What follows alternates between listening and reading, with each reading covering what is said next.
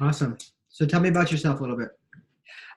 So I was an actor. I joined Praxis because I didn't feel like acting was really the best use of my time with where I'm at right now. We just moved across the country to Los Angeles, and film acting wasn't the same as theater acting. And so I went through this whole existential crisis of like, well, what am I doing?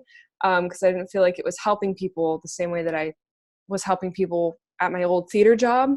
Hmm. So I decided to look into other ways to to build my skills and reach out and try to help serve people. And I found Praxis through my husband, John.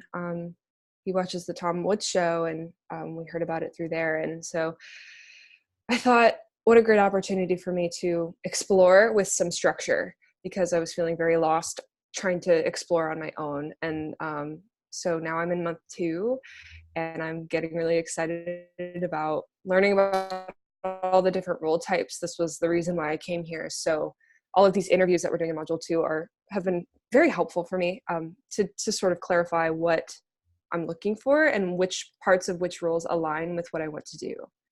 Okay. Awesome. Yeah. So I started a little bit. I applied in March, got accepted, and then I was selling insurance at the time. So I decided to keep doing so for a while. And then I ended up quitting that job in May. And Okay. then in, let's see, I think it was in June when I officially signed up to do Praxis then. So I Okay. had a few large decisions on my plate to make, and I ended up making this decision and going towards Praxis. So I'm in module 5 right now. I skipped module 4 because I already built my tea business, and Yeah. so I'm going straight into placement. But if you want, go ahead and ask away any questions you have. Yeah. Well, I would love to. I noticed that you came from sales for insurance, and now you're working a marketing job. Is that true? Correct. Yeah, it's a marketing job, but it's more of a sales development role. So I do sales and I take care of the marketing behind it as well. Okay. So tell me more about how you wound up in marketing when you started in sales. Yeah. So the short version of the story is I once I turned 18, I moved to Wausau, which is about an hour from where I grew up. Hmm. And that summer, I ended up working 5 different part-time jobs, 4 of them at the same time, at the most, I think. Um, Hmm. and then towards the winter, they were mostly summer jobs. And here in Wisconsin, we have snow, so we can't really work those kind of jobs all year round. So I started looking for new work, and my godfather he had just gotten a position as the regional sales manager. Essentially, it's called the general agent, but it's basically a regional sales manager. Hmm. And he said, "Hey, you can come over here, get your insurance license, make a lot of money, and learn a bunch of stuff." So I did, um, and I learned a lot, made a lot of money, and it helped me to mature a lot because I was dealing with very difficult situations, people with death claims, etc. So Wow, yeah.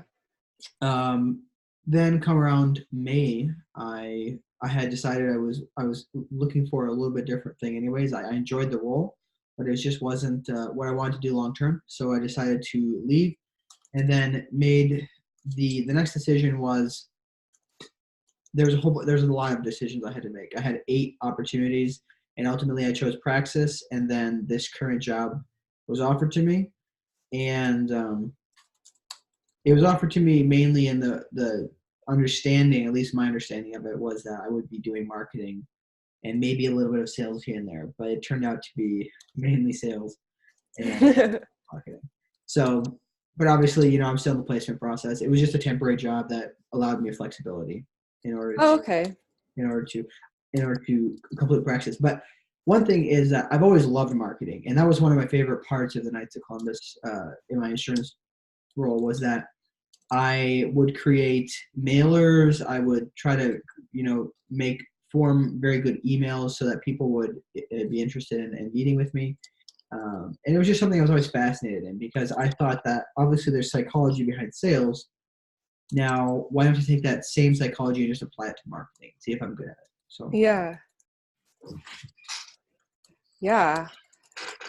It's so interesting how tied the two roles are. Oh yeah.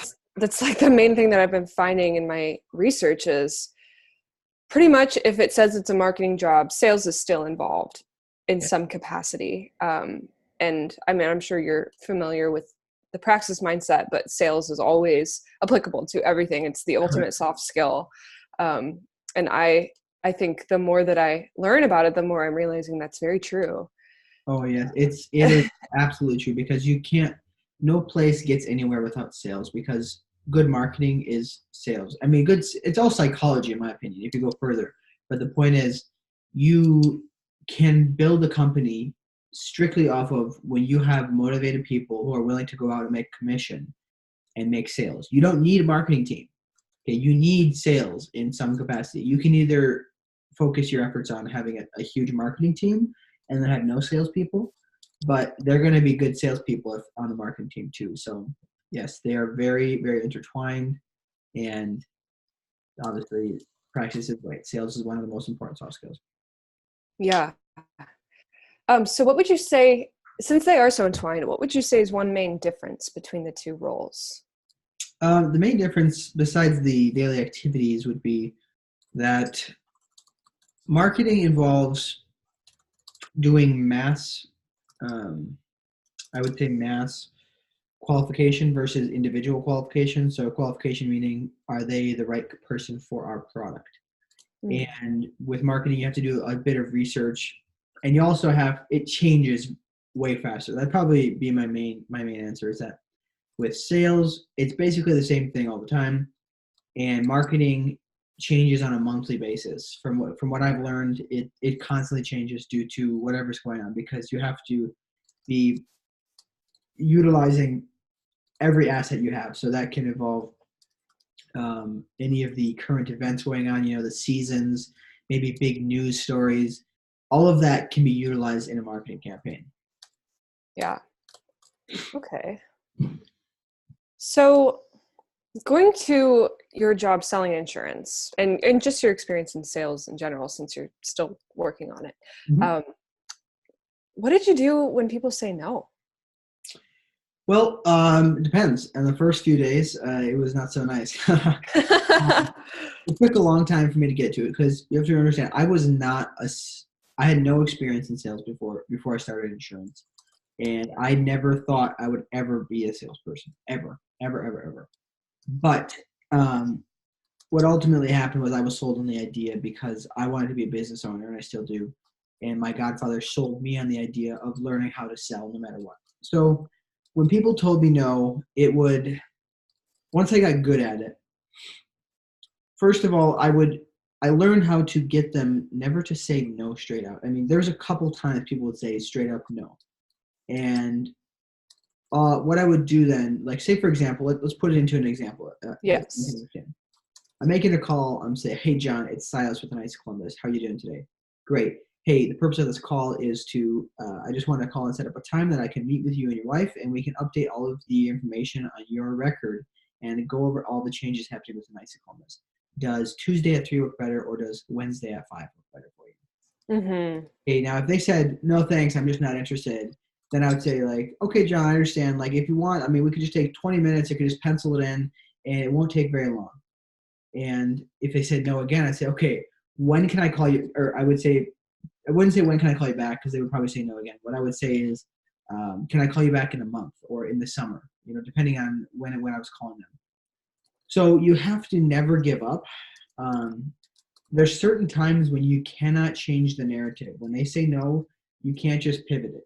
Sometimes, Yeah. a lot of times you can, but you have to be persistent, in my opinion, in my experience too. So it wasn't, maybe for the first few days it was personal feeling, but then after you got used to it and figured out your own strategies for how to maneuver with that, it became less personal and more about the objective, which is Yeah, it was actually more than just the first few days. It was more like the first 3 months. oh It takes a long time to get used to the mentality. And now that I succeeded at it, I was actually always fairly good at setting appointments because for in my organization, it was not a very cold call. I mean, I would say it was a warm call because we were all part of this fraternal society, right? We were all brothers essentially is what we call ourselves, right? We're all brother knights. So that wasn't so hard. But could you restate the question? I think I missed part of it. Oh, so I just got into a routine, you said, right? You're just yeah. Yeah. Yeah, So after the first few days and your mentality and how it shifted. yeah. So after I learned that it's not the end, like it's not the end of the world if people say no to you, right? Obviously, the biggest issue was that I was trying to meet the goals of my boss, right? I was trying to please my boss. So it wasn't so much that I felt bad; it was just that. And yeah, you realize it's not the end of the world, but also you get into a habit of there's a certain number of things you can do to make those no's be yeses. And some people will always say no. But for the most part, if you do it correctly, you'll get a majority of people to say yes. Okay. So wait, I want to finish one thing. Is the point is I never got discouraged because I realized, oh, okay, I'm just not that good at it yet. I'm practicing and I'll get better. yeah. Oh yeah, that's so good. I feel like that's true for every role ever. Yeah. So would you say that was the most difficult part about selling? And if not, what would you say was the most difficult part? That was the least enjoyable. I wouldn't say it was the most difficult. Most difficult would be so selling in general or in my specific role? To selling in general.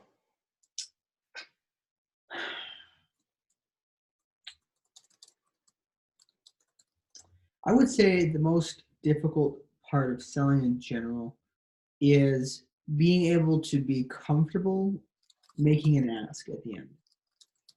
Making an official ask, like, okay, so are we going to get started? And there's different ways you can do that.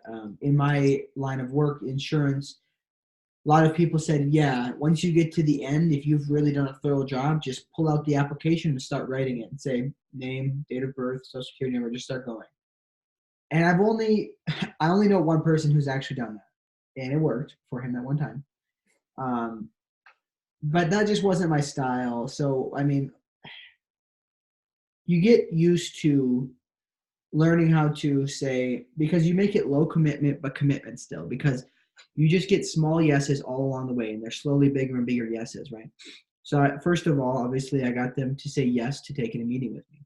Then during the meeting, once I'm there, I get them to agree with me on a lot of things.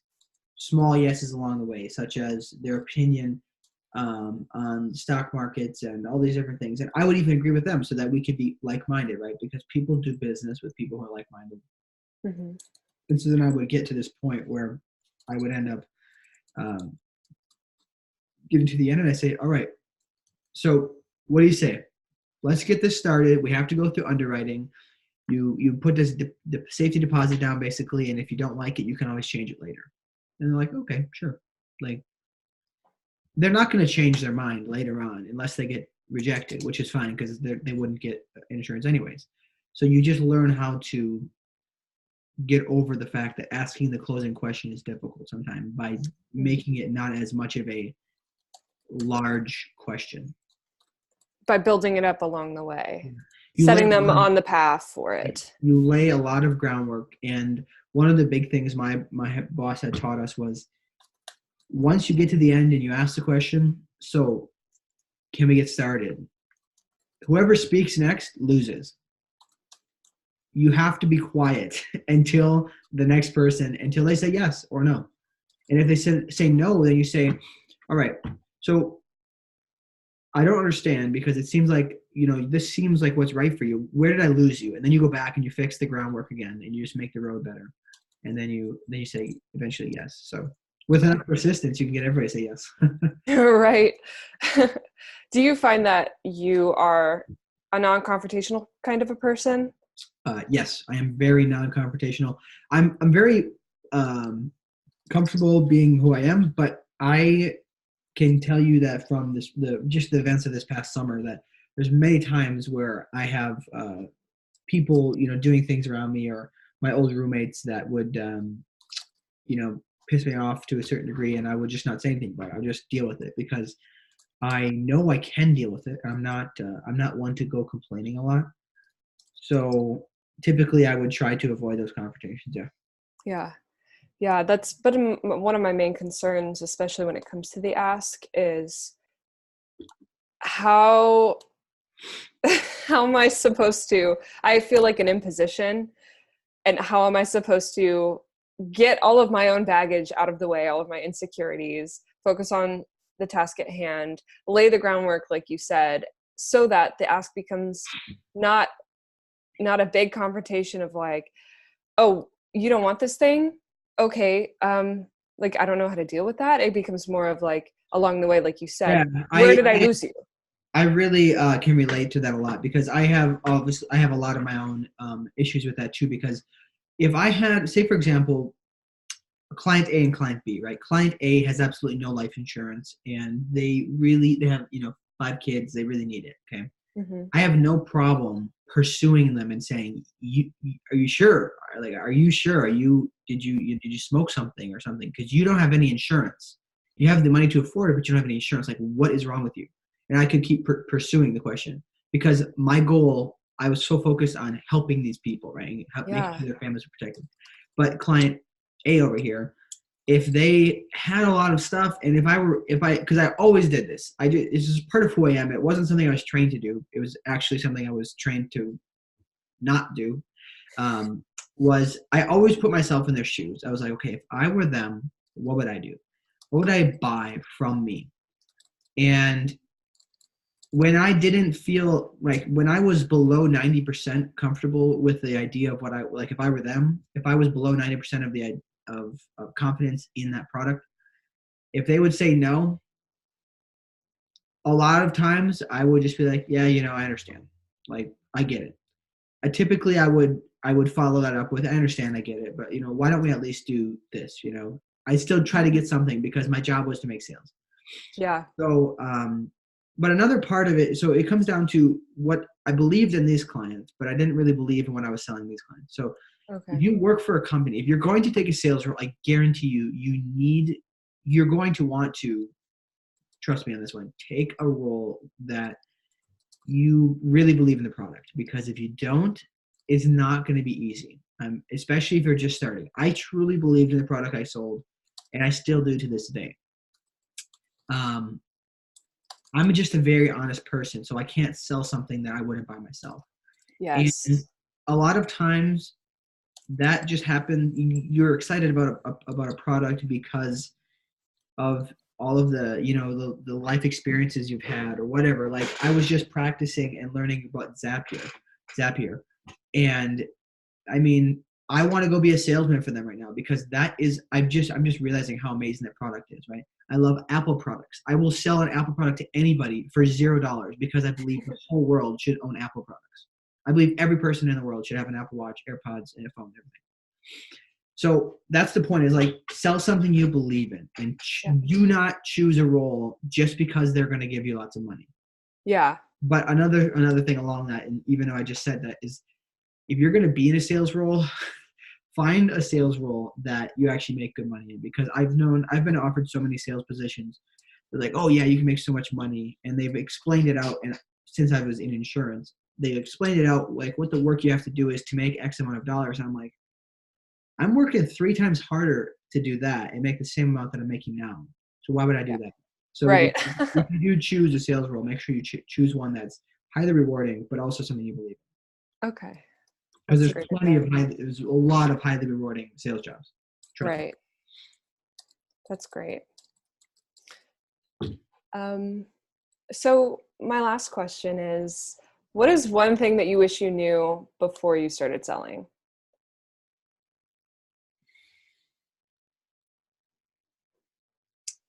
Um, I would say it would have been nice to 1000% know the product, because I started knowing, there's 2 things: knowing the product and knowing how to write the applications. Because For me, it was selling an idea. Okay, it was the idea of financial security to my clients, and that wasn't too hard for me. But I had so much self-doubt about, okay, if they say yes, what do I do next? Where do I have them sign? What boxes do I have to check? Like, it was crazy. We had to do paper applications. That's how old our organization is. Wow. We just rolled out electronic apps during the time I was there. Okay, Yeah. 2019. It was 2018 before they came out with that. I mean, Jeez. anyway, I was so afraid that if they were going to say yes, I would have gained their confidence up to that point, and then somewhere in the process of writing the application, sending in their medical order and all of that stuff, then I would lose their confidence because I would show incompetence at that point. So if I could have known everything and had a straight up checklist, ding, bing, bing, bing, bing, bing, bing, bing, that would have been very helpful. As far as soft skills are concerned, I learned all of my existing soft skills, not all of them, but most of them during that year and a half selling insurance. I actually just did a case study I posted last night. I read it. Oh, did you like that? Yeah, that was great. Thanks for sharing that. Yeah, thank you for reading. I think that the biggest thing I learned of soft skills was how to slow my speech down, which I didn't even put in that. If you think I talk fast now, you should have seen me before. I mean, it sounded like double speed on Audible, which is how I listen to my books, by the way. Right, me too. I learned how to slow my speech down. I learned how to get comfortable in uncomfortable situations. So imagine every day going into, if I was me and my quota, is going into 3 different people's houses per day, complete strangers, sitting at their kitchen table, asking them how much money they make, how much they have in their 401ks, blah, blah, blah, all these questions. And then telling them what to do with it. And I remember I started when I was 18. Yeah. And I had to go in there with I had really good backup. My boss was great. And I knew that if anything happened, I could default to him. But learning how to get comfortable in uncomfortable situations was huge. And so many soft skills I learned. I can't even name them all. Yeah. No, that article was really helpful for the soft skills especially. And it just speaks more to how sales pertains to every role ever. But I have a question about, telling them what to do with their lives. How do you practice becoming comfortable in an uncomfortable situation? Did you just take a moment to breathe? Was there like some sort of meditation you did, or was it more just practice of doing it and trying to do better the next time? Well, there's 2 things. So because I read a lot, one of the books I read was when I first started, which I also wrote just recently about too, was Zero Resistance Selling. And that book taught, I think I listened to that in the spring of my first year. So I'd already turned 19. But the point is that helped me a lot. But when I first started, I guess I would say that the only way I got comfortable in those situations was by doing it often and going through it with my boss here and there. So I would have a meeting and it would go poorly, like really badly. And I'd be like, yeah, no sale there. And I would go through it because I have a decent memory. I would go through it and say, this is what I did, this is what I said, et cetera, kind of do like go through it. And then he would say, all right, next time you switch out this with this and this with this and this with this. And we do that systematically all the time because I was actually working out of the same office as him. Mm-hmm. So you sort of audited the meeting after it happened. Yep. And I think that speaking to psychology, the way I was able to perfect it was because I had a clear image of what it should look like because my boss taught me well. And that's where it comes in that book is the book says focus on let me pause it here quick. So the book stated focus on what the end result is. And you can imagine the whole thing going the right way, or you can just simply focus on the end result. And so, to put it in perspective, if you're trying to run a marathon and you want to win, and you want to take first place, you envision yourself being the first person to break that record at the end. And you do it over and over again, 20 minutes to 30 minutes per day, over and over again. And your subconscious will make it happen. So a lot of that when it was involved too, because I had no basis to be confident in accomplishing this. I had accomplished pretty much nothing up until that point. I mean, I could, now looking back, there's lots of small accomplishments that I would consider accomplishments, but at that time, I believed I had accomplished nothing. And that book, along with Psycho-Cybernetics, which is the same methodology, really helped me to succeed. So I think that can be applicable to any role, anytime. Like if you want to be successful at it, define what it is and imagine it over and over again, because the center of your brain is where your memories and your imagination is kept, and your brain does not know the difference.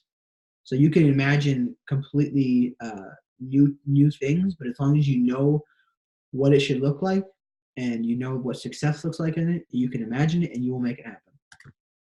Wow. Yeah, that's so powerful.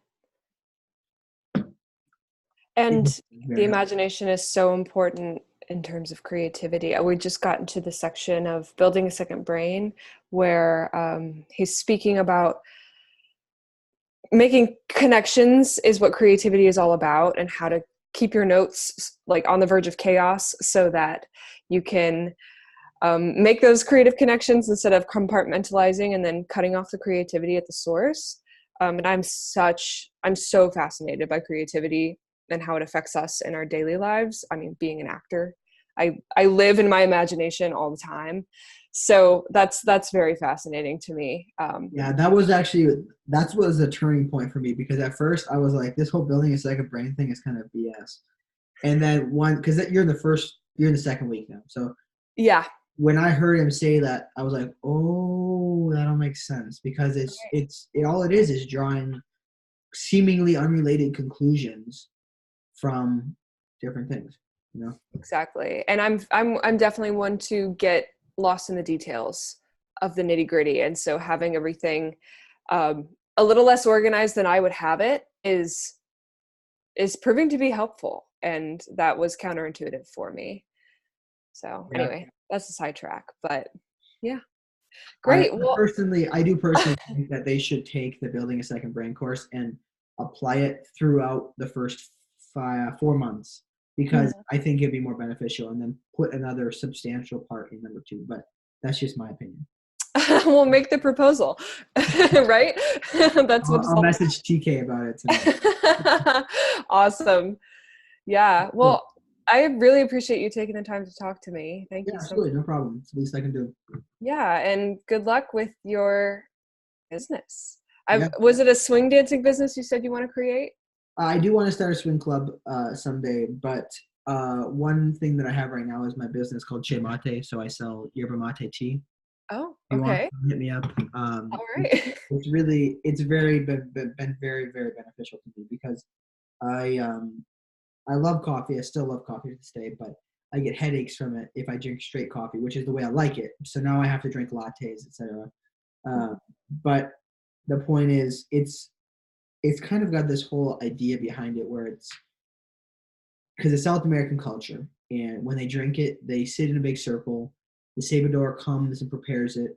He drinks it, or he or she pours more and passes it on, and it's a shared thing, right? So it encourages people to do a couple things, mainly to slow down and to appreciate the people around them. And that's the whole idea. So like every time, even though I don't live alone anymore, but I did up till a few days ago. Even though I don't have anybody to share it with on a regular basis, it represents an idea of slowing down and appreciating people, which I think is something all Americans do very poorly. And I just want to spread the culture to America, because I think that it's amazing, and it's also really beneficial for you as far as focus and energy is concerned, and there's a lot of other health benefits to it. So absolutely. Yeah.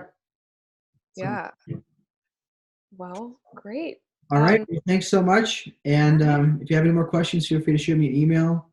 Awesome. Or anything. So good luck on your Praxis journey, and we'll stay in touch.